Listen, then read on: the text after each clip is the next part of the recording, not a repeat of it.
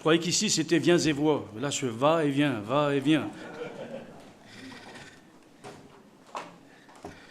Voilà, que Dieu soit glorifié. Je suis ému. Ému quand j'entends les chansons, les chants, les cantiques, quand je vois les enfants, ce que nous représentons et quand je fais le parallèle avec ce monde dans lequel je vis. Un monde violent, un monde terrible, un monde qui s'enfonce de plus en plus et s'enlise dans le mal. La nuit dans ce monde s'épaissit. Et puis pour l'Église, la Bible dit qu'un jour viendra, on ne pourra plus même pas travailler. On ne pourra plus rien faire. Parce que le monde s'enfonce de plus en plus et à un moment donné, Dieu va mettre le stop. Il va dire maintenant on arrête. Il est temps de détruire ce qui détruise la terre. Nous voulons ne pas oublier que nous sommes quand même des gens heureux. Nous sommes des hommes et des femmes en effet qui ont été rachetés de ce présent monde mauvais dans lequel nous étions nous aussi autrefois. Nous ne voulons jamais oublier, même si on a été bénis maintes fois, que si nous sommes ce que nous sommes, comme le rappelait aussi notre frère au travers le texte de la Sainte Seine, que c'est la grâce de Dieu qui fait que nous sommes là ce matin. Dis à ton frère, à ta sœur, c'est pas parce que tu travailles bien, c'est pas parce que tu connais bien ta Bible, c'est pas parce que tu pries tous les jours, c'est pas parce que tu jeûnes la semaine que tu es sauvé. Ça fait beaucoup la phrase, peut-être c'est... Mais c'est uniquement la pure grâce du Seigneur. Alors mon frère, ma sœur, ne juge pas, ne condamne pas, mais prie le Seigneur. Et prions les uns pour les autres. J'aimerais ce matin partager avec vous Christ et son épouse. Je ne sais pas si ça vous concerne d'ailleurs. Il me semble en effet que si nous sommes ici ce matin, c'est parce que Dieu nous a placés dans un cadre particulier. Il nous a retirés, comme je l'ai dit, de cette carrière de ce monde dans lequel nous étions et dont le monde gît sous la puissance du malin. Nous étions autrefois esclaves du péché. Nous étions enfermés, en effet, dans ce qu'on appelle les enfants de colère, comme les autres. Et quand il a plu à Dieu de révéler à nos cœurs son grand amour, ça ne nous a pas laissés insensibles. Ça a créé en nous un mouvement. Et l'amour de Dieu nous a attirés à lui et il a fait quelque chose en nous. Il a déversé son amour par le Saint-Esprit. Et si nous sommes ici ce matin, c'est grâce à lui, parce que finalement, c'est lui qui a créé en nous ce désir. Amen. Tu n'as pas fait une fleur à Dieu en venant ici, mais c'est Dieu qui nous a fait une grâce excellente de faire partie de ce peuple élu de toute éternité selon le dessein de Dieu. Et vous allez venir avec moi dans l'épître de Paul aux Éphésiens, s'il vous plaît, dans le chapitre 5, et nous allons parler de Christ et de son épouse. Je ne sais pas si nous sommes conscients ce matin que dans l'esprit de l'épouse, il n'y a pas d'esprit solitaire. Il n'y a pas d'esprit solitaire, on n'est pas des individualistes. Quand on est dans l'Église, on est liés aux uns, aux autres. Quand on a compris le plan de Dieu, on sait très bien en effet que Jésus est la tête, nous sommes que le corps. Et que le Seigneur attend beaucoup de l'Église. C'est-à-dire que Dieu attend de chacun de nous que nous fassions tous nos efforts, que nous fassions tout ce qui est dans notre possible, non pas pour plaire à Pierre, Paul, Jacques, au pasteur, ou je ne sais pas, à notre voisin, notre voisine, mais pour plaire à Dieu. On n'est pas là pour plaire aux hommes. Dis-le à ton voisin. Je vous en fais dire des choses. Hein.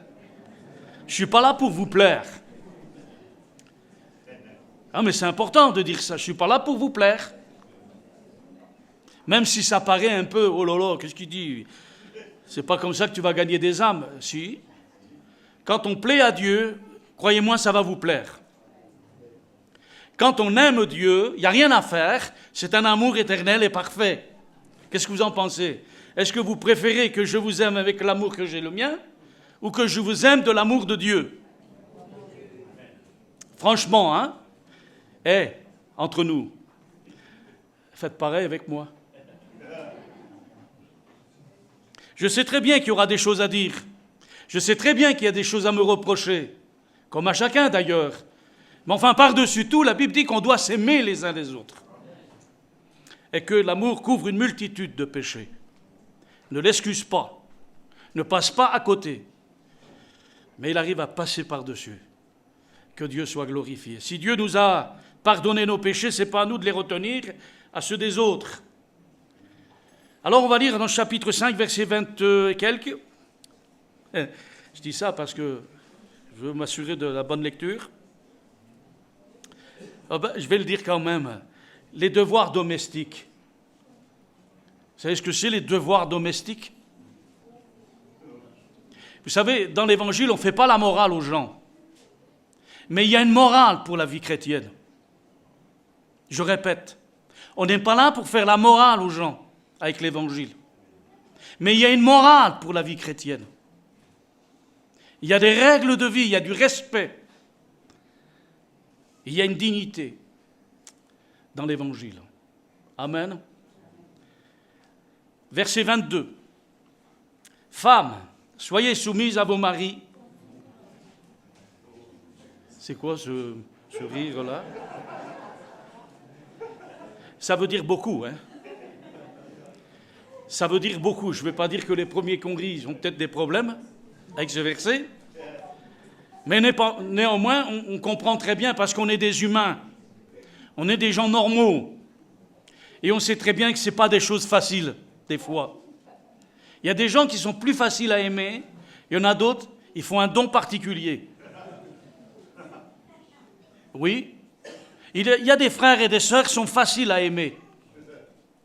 Mais il y en a d'autres qui sont plus difficiles à aimer. Mais je dois les aimer parce que ce n'est pas une demande comme ça, c'est un commandement du Seigneur.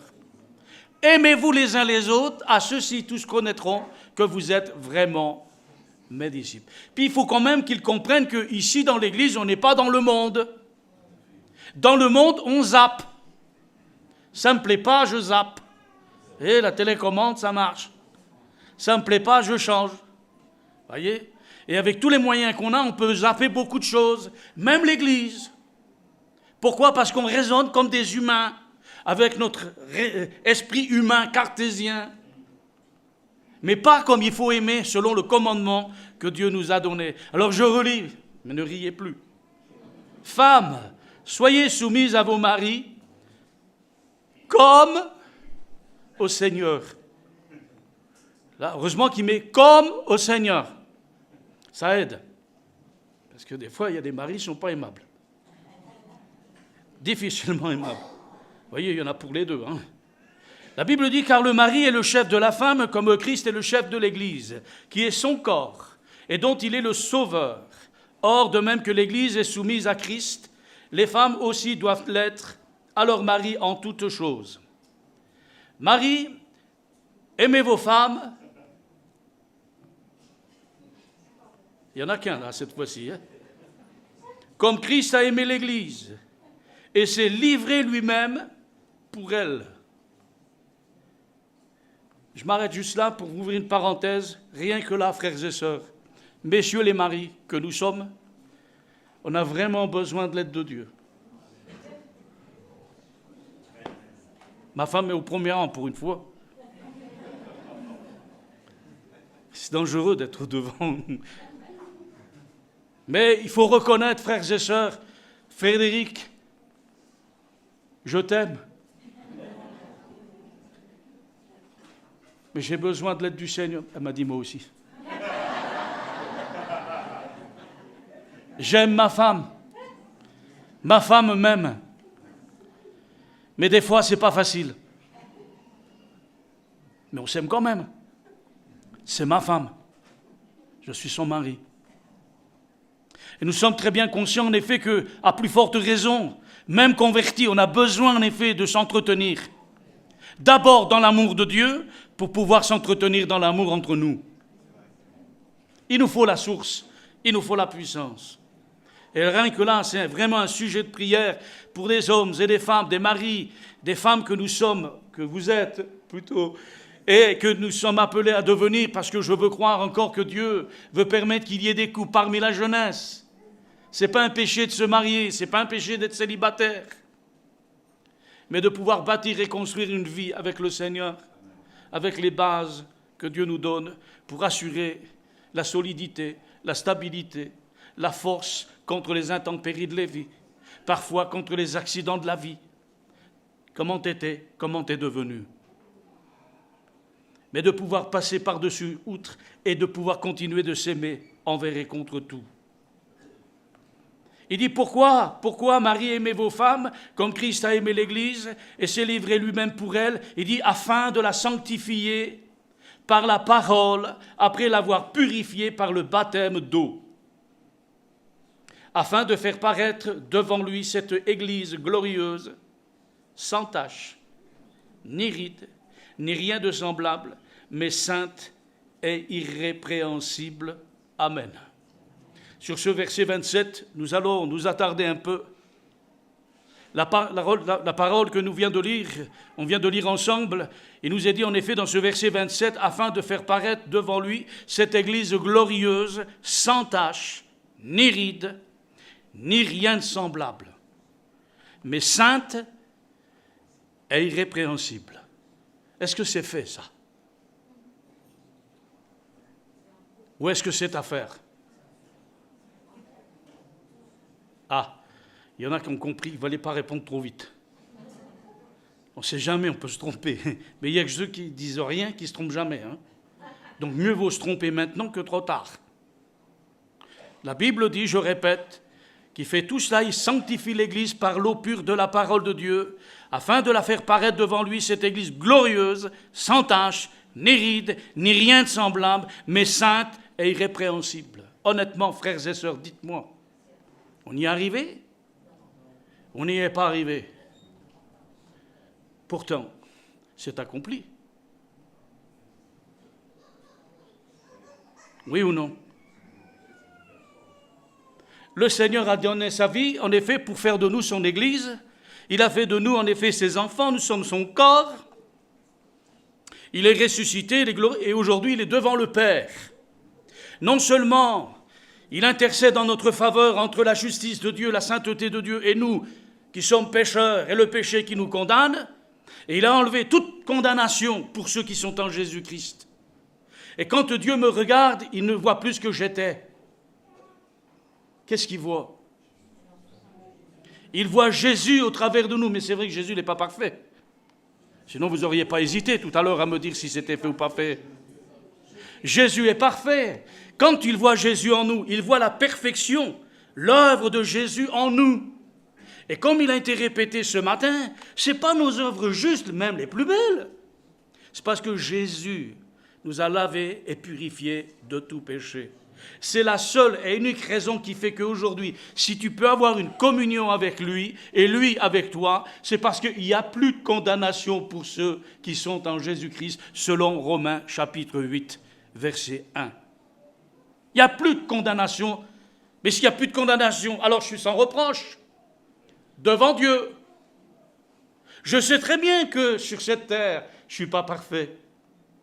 Mais c'est parce que Jésus a atteint pour moi la perfection, que la perfection est en moi et qu'elle me permet d'avancer malgré mes imperfections.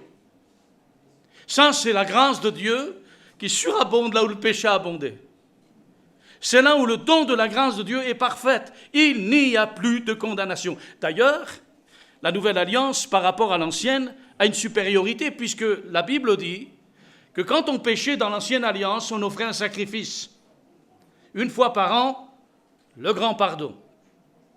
Mais il fallait le faire tous les ans. Mais la Bible dit en Jésus-Christ, ça a été fait une fois pour toutes et pour toujours.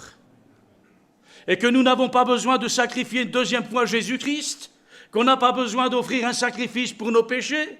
Nous en avons un pour toujours, pour le premier jour et pour tous les jours. Si nous avons péché, nous avons un avocat auprès du Père, Jésus-Christ le juste. Amen. En tous les cas, ce verset 27 nous dit bien que c'est ainsi que l'Église paraîtra au monde un jour. Aujourd'hui, qu'est-ce que voit le monde?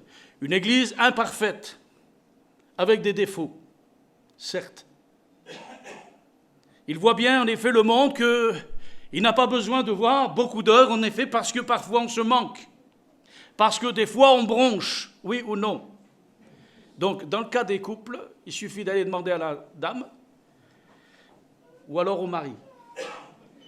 Et on vous dira tout de suite, oui, mais toi, vous voyez, c'est comme ça. Le monde ne voit pas l'Église dans sa perfection, vous êtes d'accord avec moi? Et on n'aurait pas la prétention de dire, regardez-nous, on est les plus beaux et les meilleurs. On est sans défaut, plus beau que moi, tu meurs. J'ai qu'un défaut, c'est d'être parfait.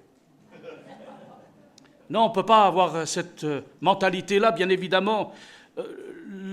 L'amour de Dieu ne nous a pas rendus aveugles, mais au contraire, il nous a rendu la vue. Et nous permet de voir comme lui il voit, de discerner comme lui il discerne. En tous les cas, c'est ce que Dieu va faire. C'est ainsi que l'Église paraîtra au monde. Notre vie, elle est cachée avec Christ en Dieu. Nos voisins, nos voisines ne voient pas comme nous sommes. Nous le voyons au travers Jésus. Ce que nous sommes devenus les uns et les autres. Des hommes et des femmes justifiés par la foi, par le moyen de la foi, par la grâce de Dieu. Et il n'y a plus de condamnation pour nous. Moi, je me vois comme ça en Jésus-Christ, parce que je le vois couronné d'honneur et de gloire. Mais le monde dans lequel je vis ne me voit pas encore comme ça, parce que ma vie, elle est cachée en Christ. Ce que je suis n'est pas encore, mais je suis enfant de Dieu. Un enfant de Dieu, c'est celui qui a eu l'autorité, le pouvoir de pouvoir entrer dans la maison de Dieu et faire partie du peuple de Dieu. Notre vie, elle est cachée avec Christ en Dieu. Quand vous allez au travail, ce n'est pas marqué ici « Je suis enfant de Dieu ». Il n'y a pas un écriteau qui s'allume « Je suis chrétien »,« Je suis enfant de Dieu »,« Je fais partie de telle église ». Non, non, non, non, non. Le monde ne sait pas, mais moi, dans mon cœur, je sais qui je suis. L'Esprit de Dieu rend témoignage à mon esprit que je suis enfant de Dieu. Que nous sommes. Et nous faisons partie de la famille de Dieu. Quand Christ, votre vie, paraîtra, dira Colossiens 3:3, alors vous paraîtrez aussi avec lui dans la gloire. Amen. Ce que je suis n'est pas encore, mais je sais que ça va venir. Non pas parce que le temps va faire que je vais m'améliorer, mais parce que le jour où Jésus va venir me chercher, ça se saura. Parce que nous connaissons ce qui va se passer à l'Église de Jésus-Christ. Quand Christ se manifestera au monde, alors notre véritable nature sera aussi manifestée à l'univers tout entier. Tout le monde saura ce que nous sommes.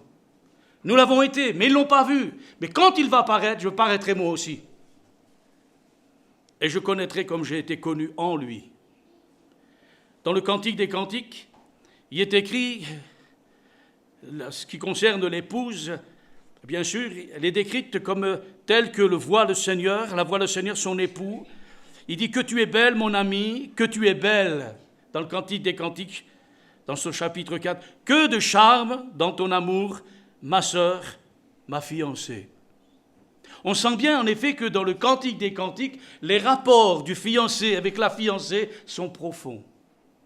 Et comme quand on est amoureux, on ne voit jamais les défauts de l'autre. Que de charme!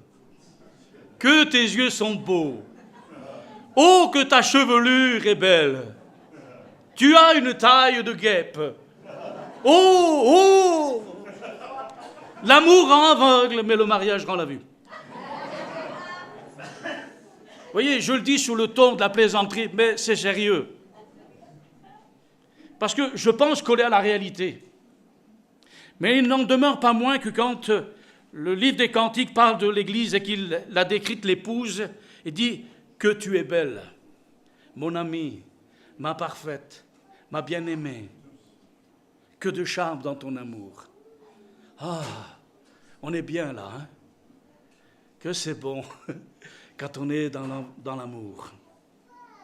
Ma sœur, ma fiancée, le verset 10 le dira dans ce chapitre 4. La beauté de l'Église de Christ est une beauté toute spirituelle. C'est lui qui en assure la pérennité. Il est certain en effet que ce n'est pas nos habits du dimanche qui fait qu'on est plus beau, même si c'est bien. Mais au regard de Dieu, en effet, ce n'est pas l'apparence extérieure que Dieu regarde. Tu peux mettre ton meilleur costume en alpaga, tu peux mettre une ceinture de crocodile, tu peux faire tout ce que tu veux, prendre les plus chers habits au monde. Quand Dieu te regarde, il ne va pas s'arrêter sur tes habits. Hein. Surtout que des fois, ça fait naître des jalousies. Je veux me rappeler que Jésus était sans apparence qui attirait les regards. Il n'avait rien pour plaire aux hommes, et pourtant c'était le plus beau. Il n'y a pas un homme comme lui, il est l'unique. Il était beau dans sa beauté intérieure, sa beauté spirituelle. Ce qui était dedans se voyait dehors parce qu'au travers de ce corps, en effet, qui a plus ou moins amoindri quand même, il n'en demeure pas moins que la gloire de Dieu s'est manifestée. Jamais homme n'a parlé comme cet homme. Il commande au vent, à la pluie et même aux démons. Quel est cet homme à qui obéissent le vent et la mer? Jésus nourrit et prend soin, en effet, de l'Église. Christ agit pour que son Église ne vieillisse pas, comme vieillit un corps humain, comme peut vieillir un bâtiment. Et je me réjouissais de voir là les jeunes et tout petits, les moyens, et puis aussi les jeunes. Hier, on était ensemble pour finir, nous aussi, notre année scolaire avec les jeunes. On a passé une bonne après-midi ensemble, et puis on a passé une soirée ensemble autour de la parole de Dieu, à partager un texte, une pensée de la part du Seigneur, combien le Seigneur prend soin de nous. Le Seigneur agit pour que son Église ne vieillisse pas. Vous allez me dire, oui, c'est normal, parce qu'il y en a qui vieillissent. Hier, on était jeunes, mais maintenant, il faut qu'il y ait d'autres jeunes qui viennent pour faire l'Église d'aujourd'hui. Mais dans la Bible, on ne voit pas ça. Parce qu'on se trompe. On pense que la vieillesse, c'est ce que nous sommes en tant qu'hommes. Mais dans la parole de Dieu, l'Église ne doit jamais vieillir. Non pas parce que les uns meurent et que des jeunes arrivent, mais parce que ça va au-delà, c'est spirituel que Dieu parle. On peut avoir 100 ans et être comme un jeune homme amoureux de son Seigneur. Ah, je crois que je vous ai déjà raconté Roger et puis Églantine. Ce n'est pas des noms de prénoms de bande dessinée. C'était un frère et une sœur que j'avais dans le centre de la France. Lui, il avait 87 ans, elle en avait plus de 90. Je ne vous dis pas dans quel état elle était. Lui, il avait des ressorts plein le corps.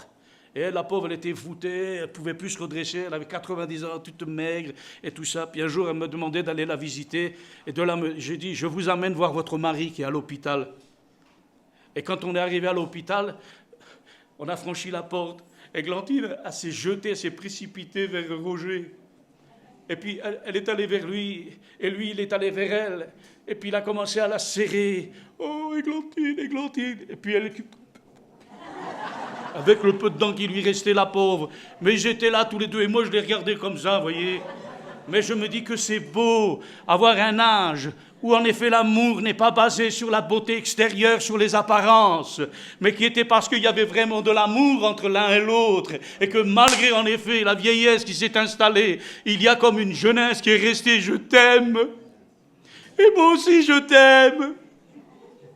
L'Église ne doit pas vieillir, il y a une beauté qui est spirituelle, et c'est lui qui en assure bien sûr la réalité dans nos vies. Il nourrit, il prend soin de son Église, que Dieu soit béni.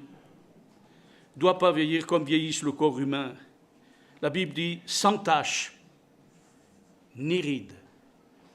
Nous qui sommes plus âgés maintenant, avant on avait une peau lisse, une peau nette. Maintenant, quand on prend de l'âge, on voit quoi? Ben, on voit des taches. Et il y a des taches qui apparaissent. Qu'est-ce que c'est ça? D'où ça vient cette tache? Eh oui, on a essayé de retarder le processus, mais un jour tu peux plus, quoi. Les taches apparaissent, tu te regardes dans la glace. Oh, j'ai une tache là, tiens, d'où ça vient? Eh oui, mais c'est la vieillesse. Mais il n'y a pas que les taches, la Bible parle ni rides. Et les rides, en effet, c'est grand témoignage de la jeunesse. Il y a des rides. Eh oui, il y a des rides. Ça se fripe. Vous voyez ça? Pendant un temps, tu brillais, ta peau était tendue, maintenant tu es tout détendu. Et ça pend. L'Église est toujours et doit rester jeune dans ses sentiments pour le Seigneur.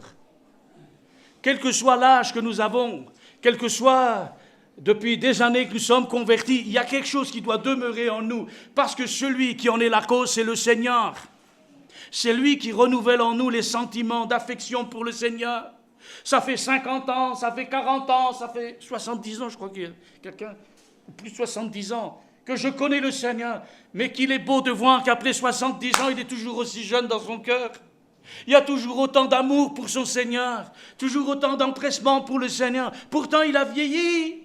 Regardez, il a perdu des centimètres, il se voûte, les années pèsent, mais il y a quelque chose qui reste neuf au-dedans de lui, au-dedans d'elle, c'est qu'il aime autant son Seigneur.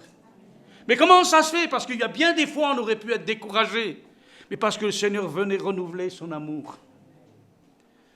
Pour nous dire, je t'aime d'un amour éternel, que Dieu soit glorifié. Elle ne doit pas abandonner son premier amour. Connaissez ce texte, bien sûr. Que de charme dans ton amour, ma sœur, ma fiancée. Le contact avec le Seigneur, notre communion avec le Seigneur, nous maintient dans cet amour. Parce que des fois, notre amour, il en prend des coups. On a appris qu'il faut aimer sans attendre en retour. Mais quand ça revient, ça fait du bien quand même. Et quand on donne, et qu'en retour, on ne reçoive pas ce qu'on a donné, on n'a plus envie de le faire. C'est dur parfois. Mais on arrive à le faire, non pas parce que nous, on est plus forts, mais parce que d'abord le Seigneur lui renouvelle en nous. Parce que nous avons une communion avec le Seigneur, on a une relation avec le Seigneur. Et dans le secret de notre chambre, on ferme la porte. Et quand on est en train de pleurer pour les souffrances qu'on doit supporter comme chrétiens, parce qu'on fait partie du peuple de Dieu, on est enfant de Dieu, on a en nous une éthique chrétienne, on a un esprit chrétien, esprit de Christ en nous, qui fait qu'on ne peut pas parler comme le gens du monde, on ne peut pas refaire à ce qu'on a vomi, on ne peut pas faire comme ça. Alors qu'est-ce qu'on fait? On supporte la souffrance. Pour le Seigneur. Dis, Seigneur, je pourrais vite m'arranger la chose. Je pourrais rendre la pièce de la monnaie. Ou la monnaie de la pièce, plutôt. Je pourrais très bien faire tic-tac, tac-tac. Mais on se retient, on ne le fait pas. Pourquoi? Mais parce qu'on aime Jésus. Et on préfère garder notre intimité et notre communion avec Jésus plutôt que de la perdre pour assouvir son désir de vengeance, qui ne dure qu'un temps et qui ne règle pas le problème. Notre contact avec notre Seigneur nous maintient dans cet amour. Je vous ai déjà raconté qu'il m'est arrivé de ne pas supporter un pasteur qui m'avait agacé. Je ne pouvais ni l'entendre au téléphone, ni le voir en peinture. Jusqu'au jour où le Seigneur m'a dit dans ma chambre, « Comment tu peux dire que tu m'aimes alors que tu ne me vois pas et que tu n'es pas capable d'aimer ton frère que tu vois ?» Et là, j'ai compris la leçon que je devais aimer et que je n'aimais pas. Vous savez l'effet que ça m'a fait? J'ai pleuré. J'ai pleuré parce que j'ai compris que j'avais offensé Dieu. Et que devant le Seigneur, toi qui n'aimais pas ton frère, lui m'aimait quand même. J'ai fondu en larmes. Et il y a un miracle qui s'est passé. Je n'ai pas prié pour que Dieu me donne des sentiments. Mais parce que l'amour de Dieu se déverse dans nos cœurs, Dieu renouvelle en nous un amour qui nous permet d'aimer ce qui n'est pas aimable. Parce qu'en fin de compte, c'est ça l'amour de Dieu. C'est aimer ce qui n'est pas aimable. Parce que aimer ce qu'on aime, tout le monde peut le faire. Non? En principe, le monde aime ce qui vient de lui. Nous aimons ceux qui nous ressemblent. Et c'est plus dur pour nous d'aimer ceux qui sont différents. Donc nous gardons ce contact avec le Seigneur dans cet amour. Elle doit faire attention à ce que l'époux la trouve toujours disponible.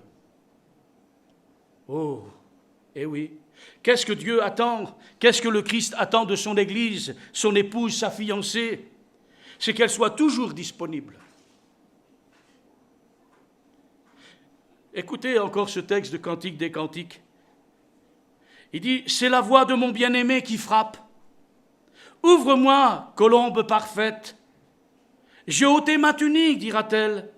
Comment la remettrai-je? J'ai lavé mes pieds. Comment les salirai-je? » Vous vous rappelez de ce récit dans le Cantique des Cantiques? Il est tard, elle a attendu son bien-aimé n'est pas venu. Alors qu'est-ce qu'elle a fait? Elle a dit, la journée est finie, je vais aller me coucher. Qu'est-ce qu'elle a fait? Elle a enlevé ses habits de la journée pour prendre ses habits pour la nuit. Elle a lavé ses pieds qui avaient touché la poussière puisqu'il n'y avait pas les chaussures d'aujourd'hui.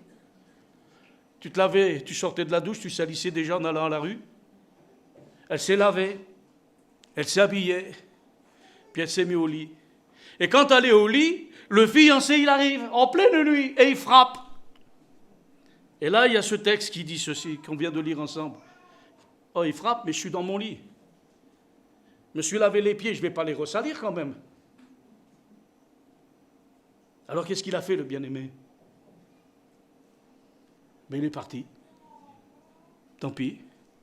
Mais qu'est-ce qu'elle a vécu, la fiancée? Le regret de sa vie.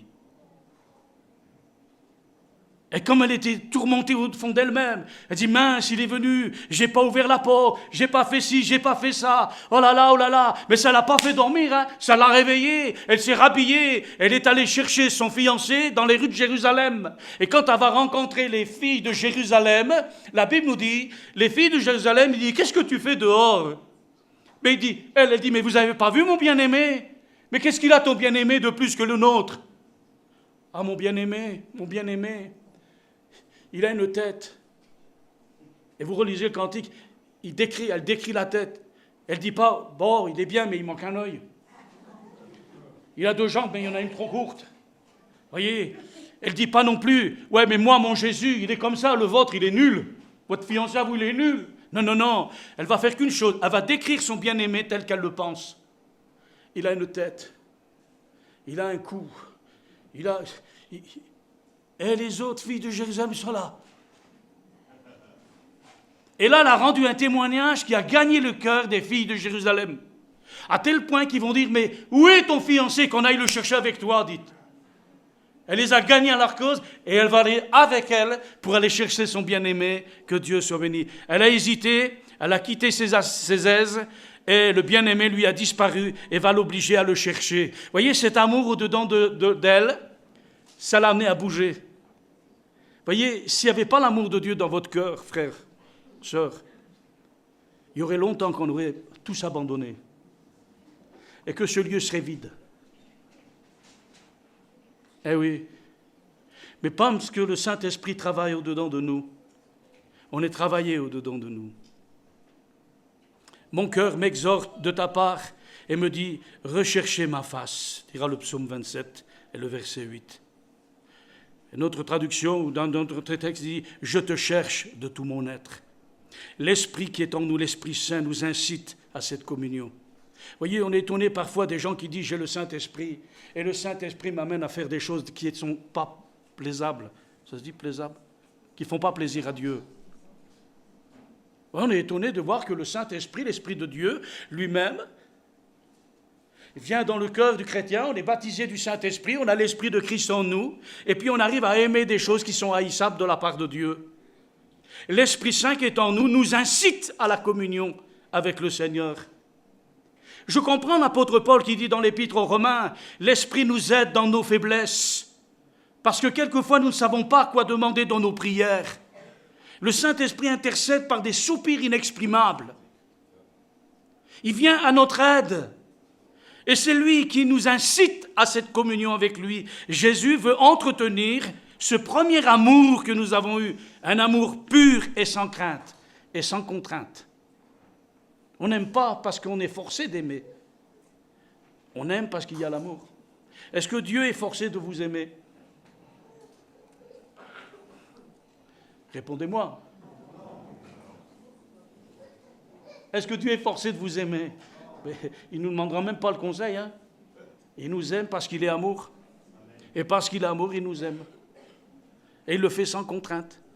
Mais au contraire, nous l'aimons parce qu'il nous a aimés le premier. Que Dieu soit glorifié. Le Saint-Esprit verse en nous l'amour de Dieu selon Romains 5,5. L'espérance ne trompe point parce que l'amour de Dieu est répandu dans nos cœurs par le Saint-Esprit. Vous voyez, c'est lui qui fait cette incitation à chercher Dieu. Le Saint-Esprit nous aide, en effet, à le rechercher. Les grandes eaux ne peuvent éteindre l'amour. C'est ce que dit le Cantique des Cantiques, chapitre 8, verset 7. Mais qu'est-ce que dit Paul dans Romains 8? Et le verset 39, c'est les derniers versets. Il a commencé avec le verset 1, il n'y a plus de condamnation. Puis à la fin, qu'est-ce qu'il dit? Qui nous séparera de l'amour de Dieu manifeste? Les difficultés ne peuvent nous séparer de l'amour de notre Dieu. Ce n'est pas vrai. Et quand il parle dans ce texte, en effet, de Romains 8, 39, il parle des épreuves. Rien ne peut nous séparer de l'amour de Dieu manifesté en Jésus-Christ. Écoutez bien. Tandis que la peau des bébés est sans tache. Vous avez vu les bébés? Ils sont à croquer. Ils ont une peau douce, belle, lisse. On mordrait dedans. D'ailleurs, on l'a fait. Moi, je l'ai fait. C'est tentant. Bon, je ne l'ai pas fait mal, je n'ai pas arraché la peau. Mais quand on les voit, on est là. C'est mignon comme tout. On est attendri, on voit, vous voyez. La peau est sans tache. Il n'en est pas de même pour la personne âgée. Mais spirituellement parlant, c'est le péché qui laisse des traces sur nos cœurs. Jésus veut et peut les ôter, mais encore faut-il que nous le voulions et que nous puissions prêter une oreille attentive. La parole de Dieu dit dans Jean chapitre 1, verset 9, il dira dans la première épître, « Si nous confessons nos péchés, écoutez bien, il est fidèle et juste pour nous les pardonner et nous purifier de toute iniquité. » Il y a une chose qu'il faut qu'on dise quand même. Nous avons besoin de recevoir d'abord le pardon. Nous ne pouvons être purifiés par un acte religieux.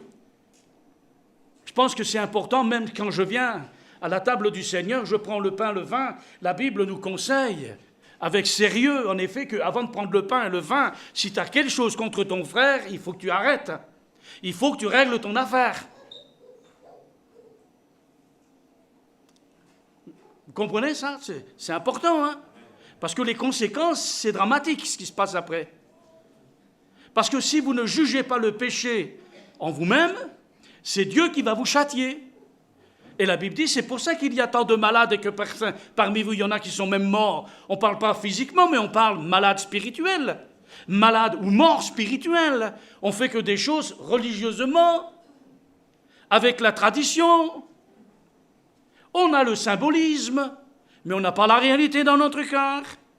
Le pardon réclame la repentance. Sans repentance, la Bible dit, dans l'auteur de l'Épître aux Hébreux, il n'y a pas de pardon. Il faut la repentance. C'est l'action du Saint-Esprit dans nos vies qui convainc de péché. Et on ne doit pas s'y soustraire, bien évidemment, à cette action. Parce que la repentance, il faut se rappeler quand même que c'est un changement d'attention. On change de mentalité. On change d'état d'esprit. C'est faire demi-tour, c'est revenir à la sagesse. Se repentir, c'est un don de Dieu. Dieu nous fait la grâce de nous faire cette grâce de nous repentir. Et un jour, on s'est repenti parce qu'on a été convaincu par le Saint-Esprit que nous avions péché. Et Dieu veut qu'il y ait la repentance dans nos cœurs pour que le pardon nous soit accordé les uns et les autres et que le sang de Jésus nous lave et nous purifie de tout péché. Rappelez-vous, le psaume 6, le verset 8, il est parlé de David. Il dit « J'ai le visage usé par le chagrin. Ma beauté s'est évanouie. J'ai beaucoup vieilli. » Ah, tu peux être jeune et vieux déjà, spirituellement parlant. Avoir une vieillesse précoce. Tu viens juste de commencer ta vie spirituelle, que déjà tu t'es vautré dans des choses et tu es marqué par la flétrissure du péché. Et tu te dis, mais comment ça se fait que tu n'as pas la jeunesse? Et une foi toute fraîche. Tu es sauvé depuis peu, mais tu devrais décoller du sol. Tu devrais être heureux, content. Et qu'est-ce qui se passe? Après avoir vu que tu étais sauvé, comment ça se fait que tu es tombé si bas? Comment se fait-il que déjà dans ta jeunesse, tu partes les marques de la flétrissure du péché dans ton cœur et dans ton âme? Crois-tu que ça ne va pas avoir des conséquences? Si. Tu vas vieillir précocement, spirituellement parlant, bien évidemment. Je vais m'arrêter parce que j'ai d'autres choses et à cause du programme qu'il y a eu, on aura l'occasion de reprendre cela. Mais en tous les cas, il dit, j'ai le visage usé par le chagrin. Le péché, ça ne fait jamais du bien. Et quand il est toléré, c'est encore plus terrible. Il dira, ma beauté s'est évanouie, j'ai beaucoup vieilli. Voyez-vous, la tristesse enlaidit notre visage. Alors ne voyez pas un jugement de ma part si vous êtes triste ce matin. Parce que j'ai appris que la Bible dit « Réjouis-toi avec ceux qui se réjouissent, pleure avec ceux qui pleurent. » Mais il n'en demeure pas moins que la tristesse peut nous atteindre. Mais quand celle-ci demeure, elle nous enlaidit. Parce que je ne vois pas comment tu peux glorifier le Seigneur quand tu es triste. Je pense à ces deux disciples d'Emmaüs. Vous vous rappelez ? Jésus vient de mourir, il a été crucifié. Et l'esprit des disciples a été abattu. Et eux, pendant qu'ils marchaient sur le chemin d'Emmaüs, ils s'entretenaient. Et ils s'entretenaient de quoi? De ce qui s'était passé ce week-end, le sabbat. Jésus a été crucifié quand quelqu'un marche derrière. Et il dit, mais de quoi vous discutez? Il dit, comment tu es le seul séjournant en Jérusalem, tu ne sais pas ce qui s'est passé ce sabbat-là? Jésus, celui qu'on pensait que c'est lui qui allait nous délivrer des occupants romains. Nous, on pensait que ceci, puis voici qu'il est mort, ça fait 3 jours. Et la Bible dit, la tristesse était tellement forte que cette tristesse ne leur a pas permis de reconnaître qui c'était. Il a fallu un petit entretien avec eux, et cet homme qui semblait être un étranger pour eux, commençait à les exhorter en prenant les textes de la parole de Dieu, concernant la loi, les prophètes, tout ça, que le Christ devait souffrir entre les mains des pécheurs et ceci. Et pendant qu'ils marchaient, qu'ils lisaient la Bible, eux, ils écoutaient. Et pendant qu'ils écoutaient, il y avait un travail qui se faisait. Et ils vont le dire plus tard, quand il va arriver à l'aubergerie, alors que la nuit tombait, qu'il faut faire attention la nuit, hein, déjà là, à cette époque, faites attention la nuit. Ils ont invité cet étranger à venir. Et Jésus s'est laissé inviter. Ils ont commencé à être à la table, et au moment où ils vont manger, Jésus prend le pain, il va le rompre. Et la Bible dit, à ce moment-là, leurs yeux s'ouvrirent, et ils reconnurent qui c'était. Et là, la tristesse est partie. Et vous savez, qu'est-ce qu'ils diront? Ils diront, mais quand il nous parlait, notre cœur ne brûlait-il pas au-dedans de nous? Il y avait comme un feu qui se rallumait. Comme quelque chose qui s'était remis en route, à tel point qu'il dit plus qu'il faut partir loin de la nuit. Eux, ils vont partir avant de payer. Je ne sais pas si c'est Jésus qui a payé l'aubergerie, l'auberge, le repas, mais ils sont partis en courant. Et ils sont allés dire dans la nuit noire à leurs frères à Jérusalem, il est vivant, il est ressuscité, nous l'avons vu, nous avons mangé ensemble. Ah, ça change les pauvres. Tu vas avec lui, le troisième il est contaminé, le troisième il fait pareil, ça te contamine tout le monde, quoi. Mais quand Jésus rallume le feu à l'intérieur, alors là c'est plus la même chose, c'est un autre feu. Et ils sont allés dire, Jésus il est ressuscité, il est vivant, nous l'avons vu, on a mangé avec lui, il est vivant, oh, il est vivant. Amen. Ça ne vous réjouit pas, il est vivant. Amen. Et Jésus revient, puis la Bible dit, quand on regarde vers lui, on est rayonnant de tristesse. Ah, on est rayonnant de joie et le visage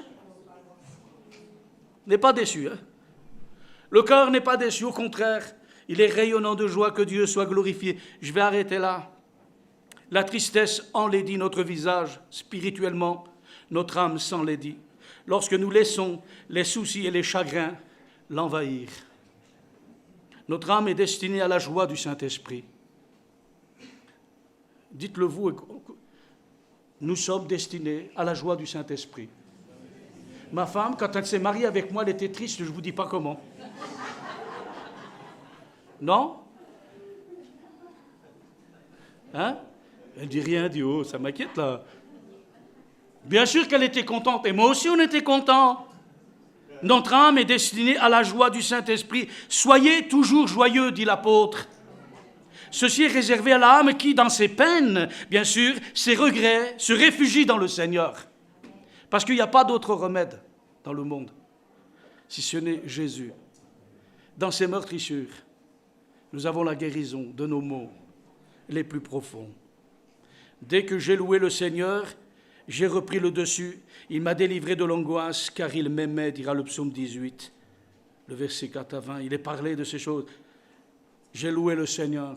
J'ai commencé à prier le Seigneur, à confesser le Seigneur. Et quelque chose s'est mis en route. Il y a comme quelque chose, l'Esprit du Seigneur se réjouit avec moi, parce que je me réjouis avec lui.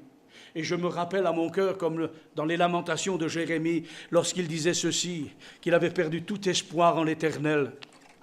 Il avait perdu tout espoir, il vous démonte là. Mais à un moment donné, il dit, voilà ce que je vais faire, ce qui va renouveler mon cœur. Il dit, les bontés de l'Éternel se renouvellent chaque matin, et ses compassions ne sont pas arrivées à leur terme. Que Dieu soit glorifié, mon frère, ma sœur. Les peines, les difficultés sont là. Mais réjouis-toi dans le Seigneur. Je le répète, dira Paul aux Philippiens, réjouissez-vous toujours dans le Seigneur. Il y a plus de joie à se réjouir que de peine dans ce monde. Il y a plus d'espérance en tournant les regards vers Dieu qu'en les laissant fixer sur le monde et sur les soucis qui nous atteignent les uns et les autres. Faites un réflexe normal. Quand ça ne va pas, tourne-toi vers le Seigneur. Invoque-le. Prie-le. Loue-le. Rappelle-toi des promesses du Seigneur. Ce matin, le Seigneur a parlé à quelqu'un. Tu demandes au Seigneur. On n'a pas l'occasion d'en parler, mais on en parlera plus tard, c'est dans le message. Tu demandes, mais Dieu t'entend. Mais il te manque une chose, c'est cette foi. Cette foi pour saisir ce que Dieu t'a déjà donné. Plutôt que de rester dans l'inactivité, dans la passivité. Non, fais quelque chose. Saisis par la foi les promesses de Dieu et réjouis-toi en ton Dieu. Il te relèvera, il te fortifiera. Que Dieu soit glorifié. Arrêtez de fixer vos regards sur les problèmes et les difficultés. Fixez vos regards sur Jésus, le chef et le consommateur de la foi. C'est lui qui va encourager la croissance intérieure et qui va entretenir dans nos cœurs la joie du Saint-Esprit. Pourquoi vous êtes joyeux? Ah ben c'est vrai, c'est le sketch que vous ont fait les jeunes là. Elle ne va pas avec nous, elle ne sort pas avec nous, elle ne fait pas ça, la pauvre, elle n'a pas de sous. Hein. Mais elle est toujours joyeuse, je ne comprends pas. Qu'est-ce qu'elle a? Qu'est-ce qu'elle a? Qu'est-ce que j'ai? Ben j'ai Jésus dans mon cœur. Ah, j'ai pas un gros château, j'ai pas une grosse Rolls-Royce, j'ai pas tout ça, mais ça fait rien, je suis content. J'ai Jésus dans mon cœur. Jésus dans ma maison. Mais plus beau que lui, tu meurs, il n'y a pas. Nous avons le meilleur, l'excellence, la perfection, l'avenir. Pourquoi donc s'inquiéter si Jésus est avec nous? Qui sera contre nous? Notre Père Céleste, nous te bénissons. Nous te rendons grâce en effet, Seigneur, pour ta bonté, ta miséricorde. Seigneur, nous étions loin de penser tout au départ, quand tu as su toucher nos cœurs, communiquer cette joie parfaite, que finalement cette joie n'était qu'un début, mais que le meilleur était devant nous. Au fur et à mesure que nous avançons dans la connaissance, tu renouvelles en nous l'intelligence. Et nous comprenons les choses que tu nous as données en Jésus. Et plus on vieillit avec toi, plus je dirais même pas qu'on vieillit, mais qu'on arrive à avoir cette maturité spirituelle. Alors on se bonifie. Oui, Seigneur, on se rend compte que finalement, ce que nous avons reçu en toi, le pardon, c'est plus que le pardon, c'est la vie. La vraie vie. Celle qui n'a pas de prix, mais qui nous est offerte par toi. Bénis mes sœurs, bénis mes frères, bénis les familles que nous représentons. Seigneur, et donne-nous et fais-nous la grâce de pouvoir répandre autour de nous la joie du salut, la joie du Saint-Esprit, la joie de t'appartenir et d'être appelé enfant de Dieu. Au nom de Jésus, Amen. Amen.